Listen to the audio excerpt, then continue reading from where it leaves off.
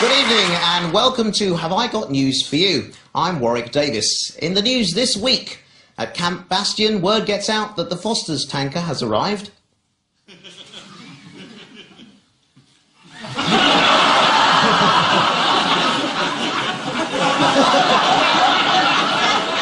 On Newsnight, there's further evidence of George Osborne's incompetence as he tries to do a piece to camera.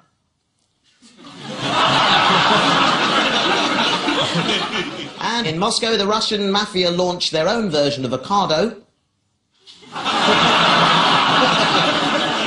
On Ian's team tonight is a comedian who says that if he wasn't in comedy, he'd probably be an undertaker. Well, if this week has taught us anything, it's that there's a lot of money in funerals. Please welcome Joe Wilkinson.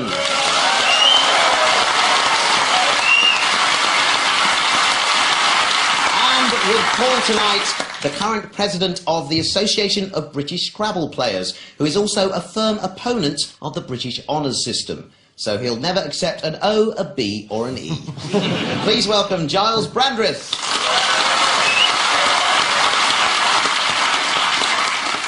And we start with the bigger stories of the week. Paul and Gyles, take a look at this. This is the funeral of Margaret Thatcher. I didn't see it myself, but that's George Osborne. George Osborne. Ed Miliband. These are the people turning up. There's Terry Wogan. And the man of the moment has had a haircut by the look of it. Oh. A man with clear political vision. You were there, weren't you, Gyles? I was there. I was very honoured to be there. And in fact, it was a very moving service. But I have to say, I was seated amidst all the sort of ex-parliamentarians and parliamentarians, and I sort of looked around, and it was honestly like sort of finding you'd woken up in the middle of an episode of Spitting Image. Because sort of 25, 30 years on, these people actually now look like that. There was a moment, in fact, I actually thought that the great lady herself was going to come to life once more. Oh, really? Because... that would have been interesting television. Well, it would be wonderful for the world, but the reason I thought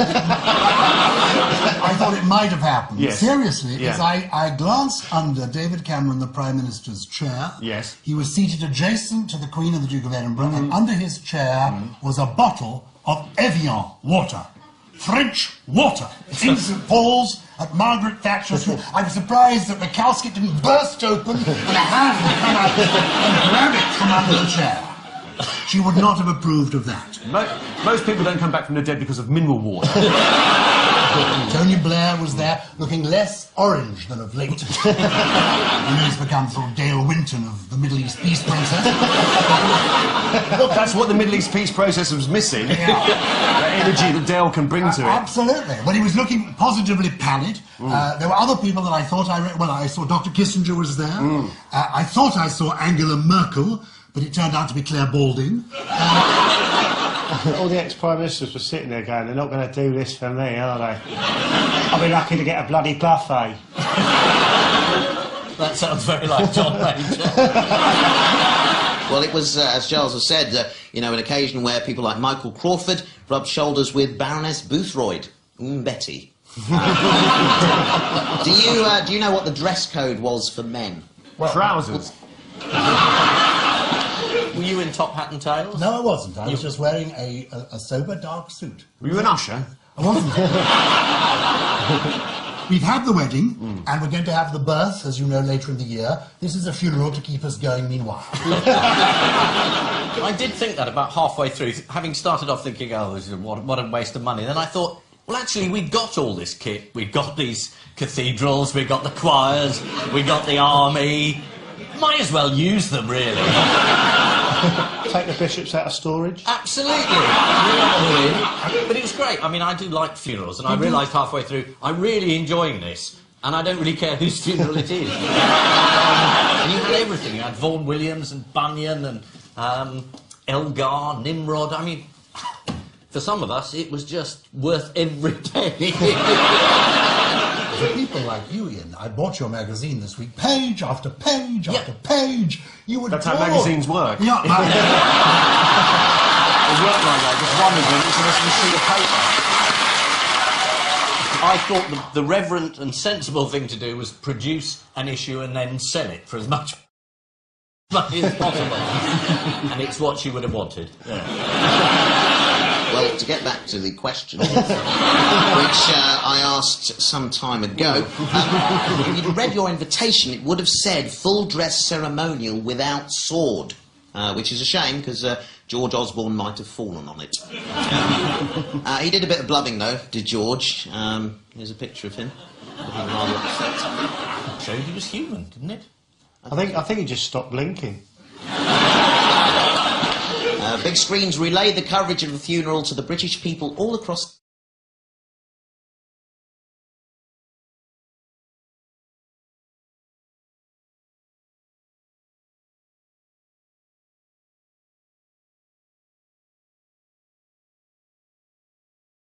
I think he just stopped blinking.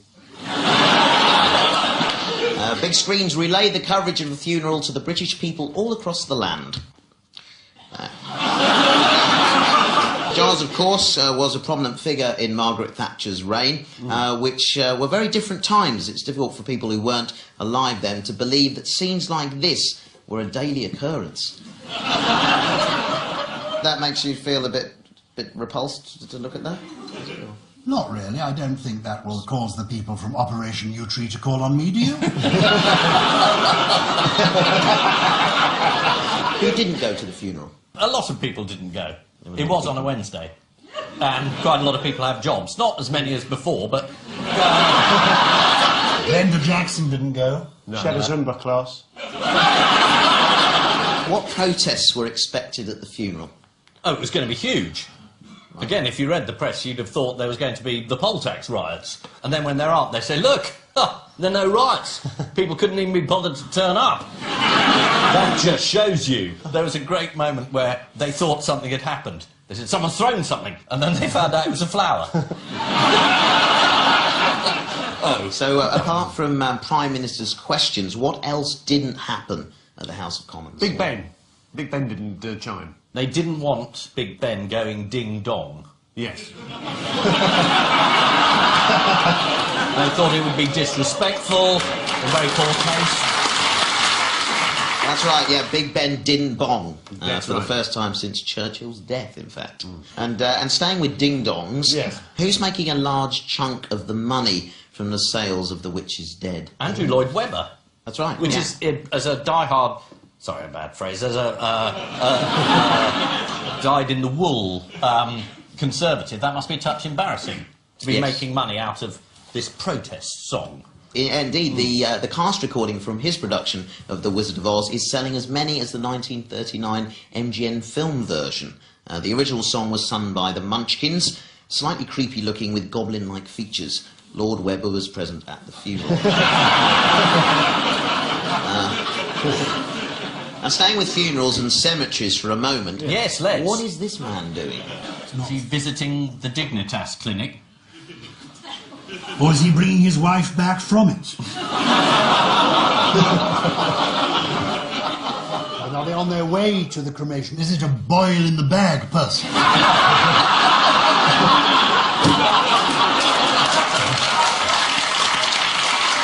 Now, there's a very good reason he's in a bag. He's, in fact, an ultra-Orthodox Jew who cannot come into contact with the remains of a dead person, and that includes flying through the airspace of a cemetery. So this was the ceremonial funeral of Margaret Thatcher, which dominated the media on Wednesday. At the service in St Paul's, David Cameron gave the second reading from the Gospel of St John. He told the congregation, "In my Father's house are many mansions." And then he started reading from the Gospel of St John. Lady Thatcher's former press secretary, Bernard Ingham, paid the biggest tribute possible by wearing his full ceremonial eyebrows.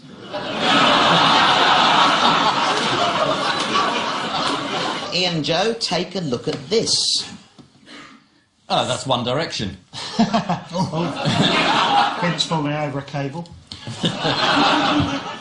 That's people falling in love with One Direction. Vince. Falling. Not falling in love. He was asked about them at a press conference, is that right? I think so, yeah. Well, no, he wasn't. I think he wasn't, and then he just started talking about them, and no one knew where. He started having a go about how much they'd earned last year, I think, which clearly is a little bit jealous because his looks are fading. So what did he actually say? You sort of touched upon it. Did he say it was immoral how much they earn? And then he, I think he just sort of went, I don't know where I am. Yeah, he was at an Institute of Directors event on wealth inequality, and he seemed to agree with criticism that the £25 million earnings of boy band One Direction were mad.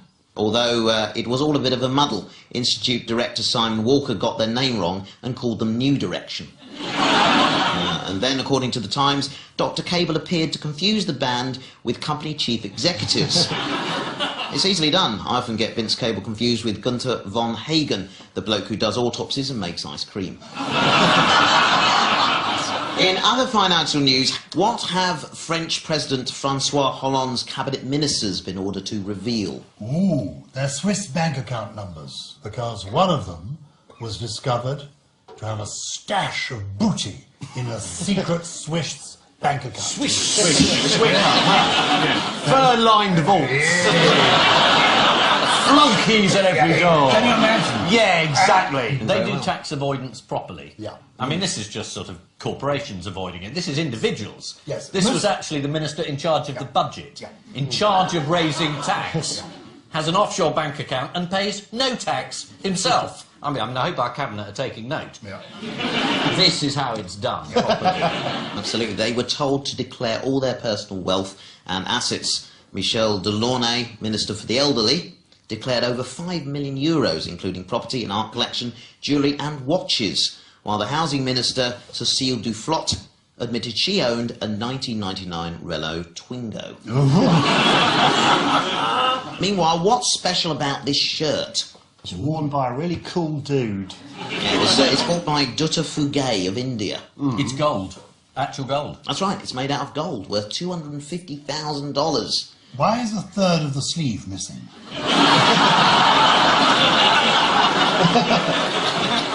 Is it, do you know, by any chance, is it machine washable? Because if it's not, it's no point. You'll be up and down from the dry cleaners, cost you a fortune. It's also been given the nickname the Gold Man. Because, according to BBC News, Dutta Fugay is obsessed by precious metal. He wears signet rings, chunky bracelets, and a medallion that even an Olympic champion might envy, or a high-profile sexual offender. So, we mentioned One Direction earlier, Yes. didn't we? Yes, in we other did. music news, how has singer Justin Bieber caused offence? Anne Frank's. He visited Anne Frank's house and was surprised that she wasn't there. And then wrote in the visitor's book that if she'd been alive at this point, she'd probably be a belieber. That's what he calls his followers, I think. That's right. I have been around Anne Frank's house and I was walking around. At no point, I'll be honest with you, did I think, you know what this place lacks? A Justin Bieber poster. It hasn't been a great couple of months for Bieber. His pet monkey was stuck in quarantine in Germany, and when he was due to perform at the O2 in London, he turned up 2 hours late, much to the anger of his fans. I'm totally and utterly disgusted. We were all fans, and now we hate him. This is Vince Cable's attack on the earnings of One Direction. That's the band One Direction, not to be confused with the government No Direction. According to The Guardian, the 5 members of One Direction each earned £5 million last year, and once you deduct Simon Cowell's cut, they're still getting just above the minimum wage. Meanwhile, Justin Bieber has been slated for suggesting Anne Frank would have been a believer. To be fair, she may well have been a fan of Bieber's music, although she'd have probably kept the volume down. And so to round 2, the picture spin quiz. Hey. Now, fingers on buzzers, teams.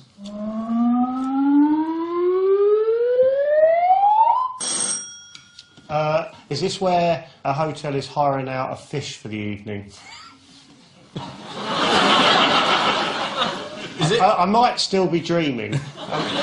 I believe you can hire a goldfish if you... Yeah, I might have made this up. What, if you're lonely? Yeah, I think so. Yeah. This is the news that lonely guest at a hotel in Cheshire can now rent a goldfish called Happy. I think it's been going for a while. And well, imagine what that goldfish has seen. It doesn't matter. It won't remember. That's why it's the ideal pet for a hotel. I mean, what's that over his shoulder? I mean, that could be... That could be a gum. Yeah. Or even worse, it could be a frying pan hidden in his holder.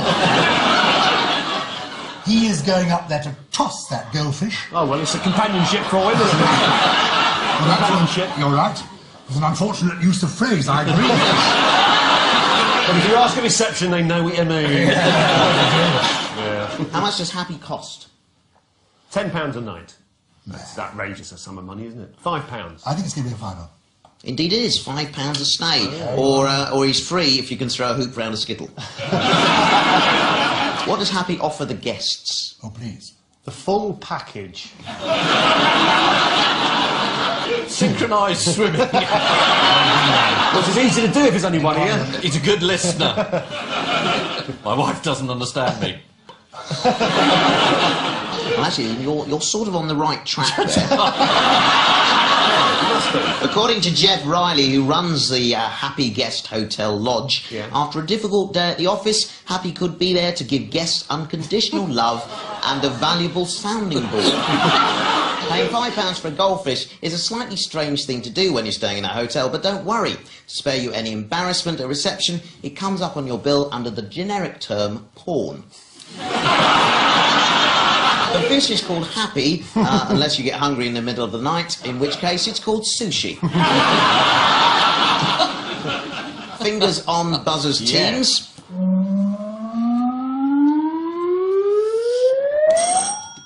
It's Eric Pickles. I thought it was a boiled egg. They're changing the planning laws, and people are very unhappy about it, or some people are very unhappy about it. It's to sort of try and encourage the building industry, but you'd no longer have to... Is it about the planning laws? Yeah. Indeed it is. There's a giant conservatory in the background. You see that? No, that's his fridge.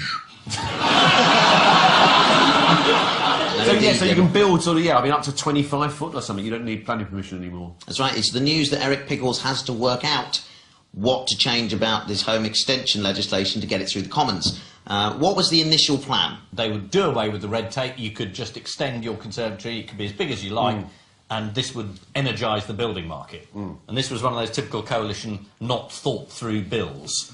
And someone said, yeah, but what about your neighbours? What if they don't want the whole of the garden as a conservatory? And they went, oh, we didn't think about that. I know him quite well because we became members of Parliament on the same day, but the public liked him. So he's still there, whereas I'm not. Oh, it's a shame. Did the public throw you out, or did you go of your No, own no. accord? No, I'm afraid the public spoke. And in my case, in no uncertain terms. And I was tempted to go back, but my wife said to me, listen to the people, they have spoken, they don't like you. And I've taken it on the chin, of course, he has more to take it on, but it didn't happen to him. Didn't happen to him. Right, who would like to see Bob Ford, Mayor of Toronto, and Eric Pickles lookalike walking down a corridor? Yes, please. No, it's open to debate. There's people that are for it and people that are against it. That's why we're having it. Excuse me, guys.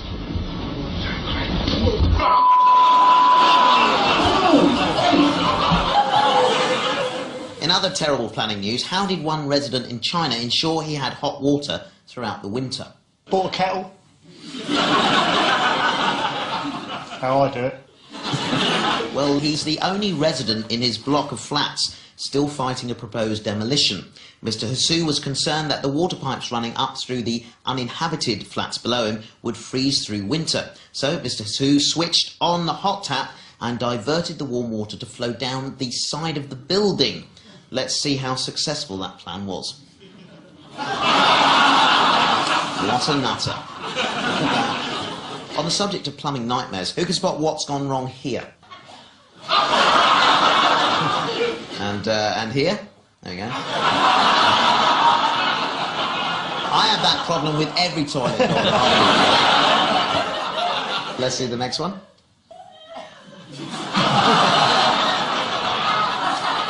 And finally here. It's actually quite clever though, that, isn't it? Somebody's thinking. Improvised. Yeah, absolutely. This is the rejection of Eric Pickles' plans to double the size of home extensions. According to the Mirror, the reversal takes the number of government U-turns up to 40. Well, so long as it's an even number, they're still heading in the right direction. Time now for the odd one out round. One between you this week. Warwick Davis, a pair of mating tortoises, a potato, and Brian Blessed. They've all hosted this show. Apart from the potato. They've all had sex with that tortoise in the top right. Hang on a minute. Oh, sorry, not the potato. Oh, What? yes, you could eat them all, but only one if you're a vegetarian.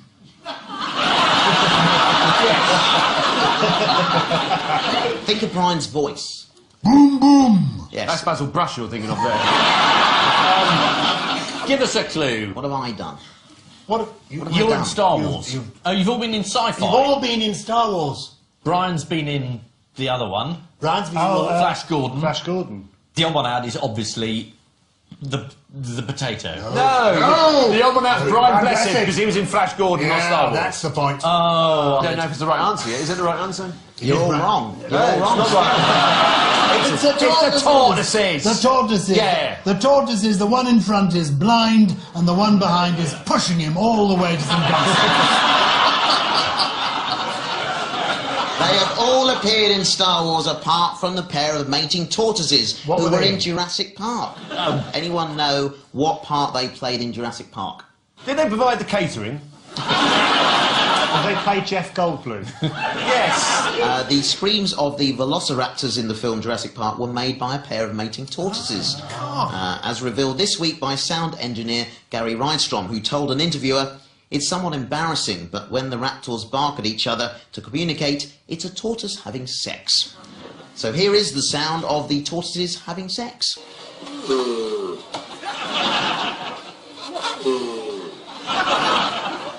So yes, the other one was me, of course. I was in Star Wars, not just one film, but two.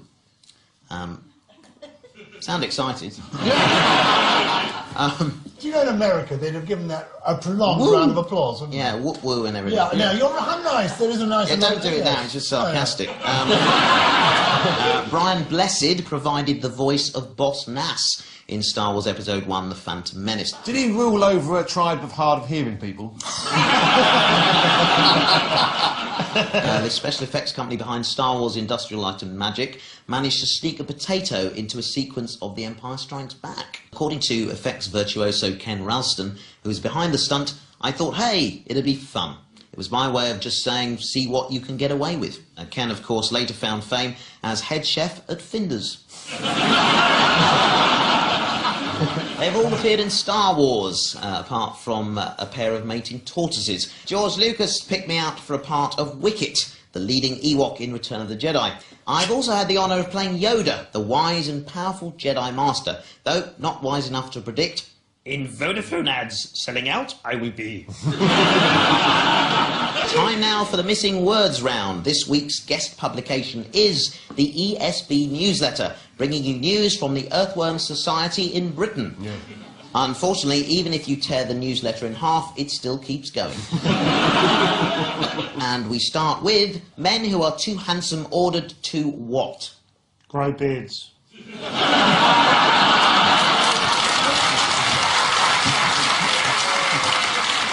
Take a fish home. We don't know. Leave Saudi Arabia. According to the Telegraph, the unwelcome visitors to Saudi Arabia were approached by the religious police with their traditional line of Allah, Allah, Allah. What's all this then?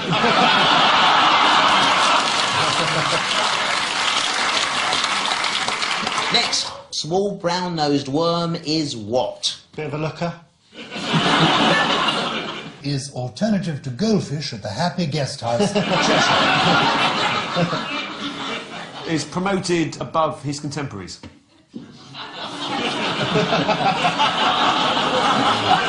The answer is, it's cosmopolitan.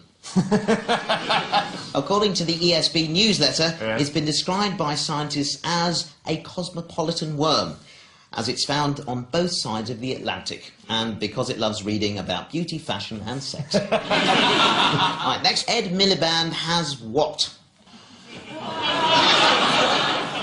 Nice worm. caravan in Newport. Has broken wrist. That's right. Oh, well That's done. exactly right. I knew there was something interesting about it. Yeah. Yes, he broke his wrist on holiday in Devon. That's though the line it's, he's taking anyway. at first he thought the pain in his wrist was because he'd been too vigorous when waving his brother goodbye. Next, woman used a quiche to what? Improve a salad.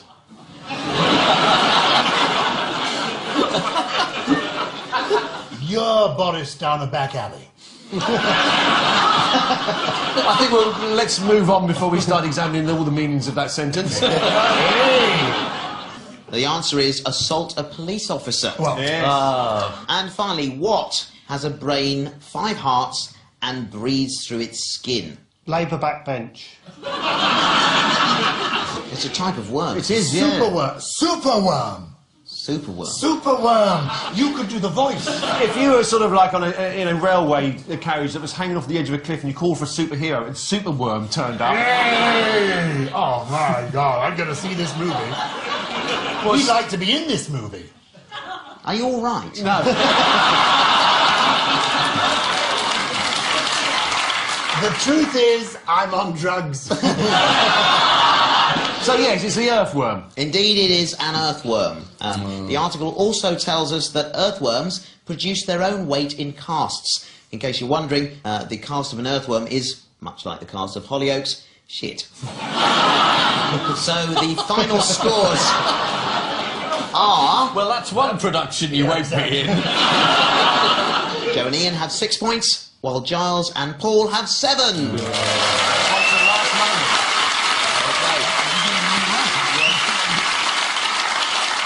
But before we go, there's just time for the caption competition. Oh, do you know? Let's just sit back and enjoy this. Let's not ruin it with any protest. Just love it. What about mouse celebrate spring by tickling bum with pollen?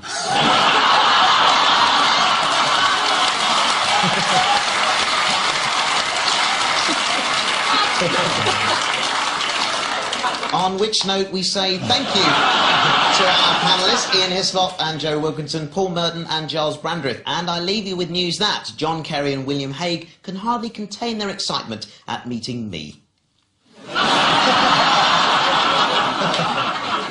At a factory in Enfield, a man models the world's most pointless hairnet. And as Piers Morgan's success in the States continues to grow, he moves his production company into a new office.